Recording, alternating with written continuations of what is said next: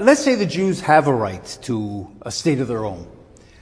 Do they have a right to a state in Palestine? I mean, what about the Palestinians? They're living there. It's their land. It's their culture. They're just simply a people living. There's nothing political about it. They don't have to justify why they're there. They're the people living there. Why do Jews living in Minsk, or Ben Gurion came from Plonsk, Poland, why do they have a right to a state in Palestine? Well, I suppose the argument historically has been that these Jewish populations have not been safe in these other countries where they're from. Okay, but that's the problem with those other countries. Why do the Palestinians have to pay? Right. Jews aren't safe in Germany. Jews aren't safe in Russia. Jews aren't... It's a problem. Anti-Semitism is a genuine problem. But why do the Palestinians have to pay the price for the Holocaust? Why is that falling on the Palestinians? What about those states? Why don't they be held accountable? Why didn't the Jews, after the Holocaust, get a state in Bavaria? A lot of people, I guess, would say, but that didn't happen. They didn't get a state in Bavaria. They got a state in Palestine, and yes, it was a very corrupt process. Who gave them a state in Palestine?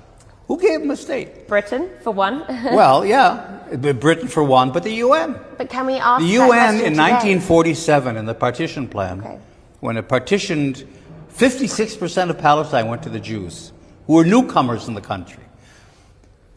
On what legal basis was that done? Well, by what authority? The UN had no authority whatsoever to take somebody's country and give 56% of it to somebody else. And yet they did, and now we are over half a century in, and there have been generations of Israelis born there. So how do we ask these questions that you're asking? How do we ask them today? Because wouldn't the conclusion be displacing now a generation of Israelis? No. That's the point.